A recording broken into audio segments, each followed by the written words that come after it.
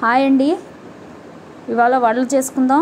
దానికి పచ్చిమిరపకాయలు మిక్సీ వేసుకోవాలి, సాల్ట్ వేసి ఇలాగా పేస్ట్ లాగా ఇలాగ చక్కమక్కగా మిక్సీ వేసుకోవాలి. ఇప్పుడు గిన్నె పెట్టి అందులో వాటర్ పోసుకోవాలి. స్టవ్ వెలిగించి గిన్నె పెట్టుకుని వాటర్ పోసుకోవాలండి.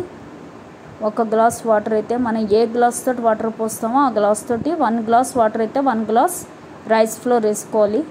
అది గుర్తుపెట్టుకోవాలి. కాబట్టి కొలత కంపల్సరీ. మన గ్లాస్ అయినా కప్ అయినా 1 గ్లాస్ వాటర్ అయితే 1 గ్లాస్ రైస్ ఫ్లోర్.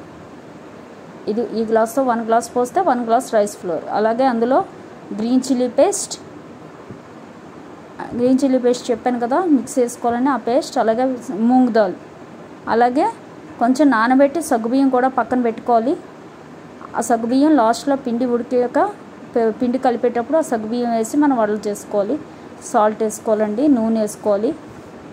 ఇవి బాగా మరగనివ్వాలి. కొంచెం మరిగాక 1 గ్లాస్ వాటర్ అయితే 1 గ్లాస్ ఫ్లోర్ వేసుకోవాలి.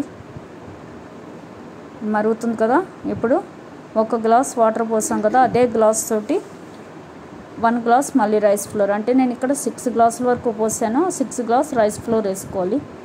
ఇప్పుడు నేను అదిగో రైస్ ఫ్లోర్ వేస్తున్నాను. రైస్ ఫ్లోర్ మటుకు చాలా బాగుండాలి. బయట కొన్నదే, నేను షాప్లో కొన్నదే. కాకపోతే మనం మెత్తగా ఉండేటట్టు చూసుకోవాలండి. ఒక్కొక్కసారి ఇవి నూనెలో వేసేటట్టు పేలుతాయి ఫ్లోర్ సరిగ్గా లేకపోతే. కాబట్టి ఆయిల్ దగ్గర చాలా జాగ్రత్తగా ఉండండి ఇలాంటివి వేయించేటప్పుడు. చెగోడీలు, జంతికలు ఏమి చేసినా సరే రైస్ బాగోకపోయినా పిండి బాగోకపోతే ఒక్కొక్కసారి పేలుతాయి. కాబట్టి కొంచెం కొంచెం కలుపుకొని చూసుకోండి ఫస్ట్. ఇదిగోండి ఇలాగా కలిపేసి పెట్టుకోవాలి. కలిపేసి మూత పెట్టేసి కాసేపు 1 6 గంట వదిలేయాలి. అది ఉమ్మగిల్లాలి, అంటే ఆవిరికి అది లోపల బాయిల్ అవ్వాలి. మూత పెట్టేసి కాసేపు వదిలేయాలి. కాసేపునాక ఉండలు చేసి వడలు చేసుకోవడమే. అవి నూనెలో వేయించుకోవాలి. ఇదిగోండి ఇలాగా చేసుకోవాలి.